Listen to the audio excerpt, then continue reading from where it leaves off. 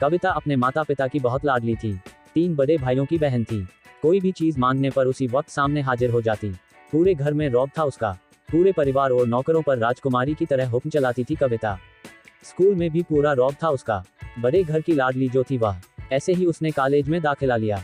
उसके ठाट बाट, बड़ी गाड़ी में आना जाना, हर दिन नया फैशन देखकर हर कोई उससे दोस्ती करना चाहता था। थोड़े ही दिनों में उसके बहुत से दोस्त बन गए।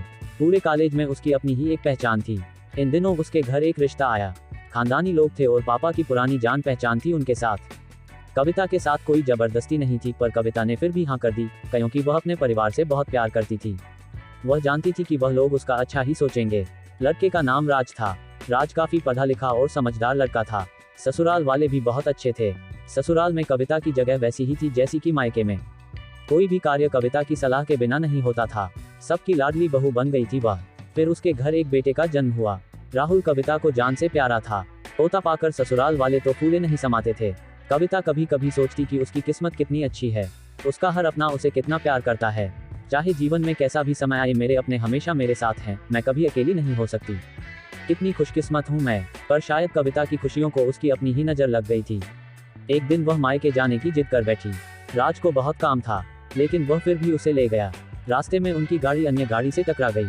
कविता, राज और राहुल बहुत बुरी तरह से जख्मी हो गए। काफी दिनों के इलाज के बाद राज और राहुल तो ठीक हो गए, लेकिन कविता पूरी तरह ठीक ना हो सकी।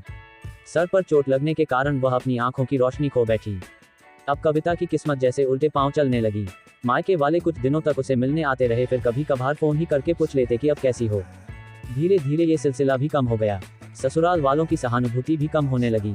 घर में किसी को पास बैठने के लिए कहती तो जवाब मिलता, बहुत काम है, अब तुम भी हाथ नहीं बंटा सकती। राज भी चिचिड़ा हो गया था। बस राहुल ही था उसके साथ, जिसके साथ हंसते खेलते उसका वक्त गुजरता। एक दिन कविता के हाथ से कुछ सामान गिर गया, जिसकी वजह से राहुल को हल्की सी चोट लग गई। कविता के सास ससुर ने राहुल को उससे अलग कर दिया कि कहीं उसके ना देखने की वजह से बच्चे का कोई नुकसान ना हो जाए। कविता अंदर से टूट चुकी थी। एक दिन उसने सबके सामने मायके जाने की इच्छा रखी तो राज उसे तुरंत मायके छोड़ आया, जैसे कि वह भी यही चाहता था। लेकिन राहुल को उसके साथ नहीं भेजा गया। कविता कभी राहुल से दूर नहीं रही थी, पर अपनी कमी के कारण उसने ज्यादा बहस नहीं की। कविता को लगा कि वह 3-4 दिन वहां रहेगी तो थोड़ा हवा पानी बदल जाएगा, क्योंकि वह कितने दिनों से कहीं भी बाहर नहीं गई थी। घर वाले भी इतने दिनों बाद उसे देखकर कितने खुश होंगे। कविता के घर पहुंचने पर सब लोग बहुत खुश हुए। खाने में सब कुछ कविता की पसंद का ही बना था। उसने अपने मम्मी पापा और भाई भाभीयों से दिल खोलकर बातें की। उनके छोटे छोटे बच्चे भी बुआ के साथ घुल मिल गए थे। रात को सोने के वक्त जब वह कपड़े बदलने लगी तो उसे पता चला कि उसका बैग तो बहुत भरा हुआ था। वह सब समझ गई। वह बहुत उदास हो गई।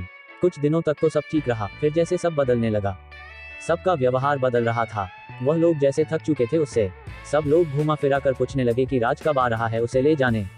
वह बहाना बना देती, जबकि वह जानती थी कि उस घर में अब उसके लिए कोई जगह नहीं। कविता से चलते वक्त कुछ ना कुछ नुकसान हो जाता। थोड़ी बहुत टोकाटाकी उसे सुनाई देती, वह टाल देती। एक दिन उसके हाथ से लगकर एक कीमती फूलदान टूट गया। छोटी भाभी ने बहुत हंगामा मचाया। कविता के माता पिता रोज रोज के झमेलों से तंग आ गए थे। उन्होंने राज को खुद से फोन कर दिया। राज कविता को अपने घर ले गया। कविता को अपने परिवार वालों से ये उम्मीद न थी, जिस कविता के कहे बिना घर में एक पत्ता भी नहीं हिलता था, उस घर के लिए वह बोझ बन चुकी थी। राज के साथ ससुराल आते वक्त वह बहुत खुश थी, क्योंकि वह अपने घर जा रही थी, अपने जिगर के टुकड़े राहुल के पास। परंतु यह खुशी भी कुछ पल की ही थी। सारा बंदोबस्त पहले ही किया हुआ था। कविता को सीधे ऊपर वाले कमरे में पहुंचा दिया गया। राहुल से दूर रहने की सख्त चेतावनी दी गई। एक कामवाली लता को उसकी जिम्मेदारी सौंपी गई, जो उसके खाने पहनने जैसी जरूरतों का ध्यान रखती। कविता ज्यादातर चुप ही रहती। कभी कभी कामवाली लता से थोड़ा बतिया लेती। उसके जरिए राहुल का पता चल जाता। सबकी लाडली बेटी और बहू सबके लिए लाडली से बोझ बन चुकी थी।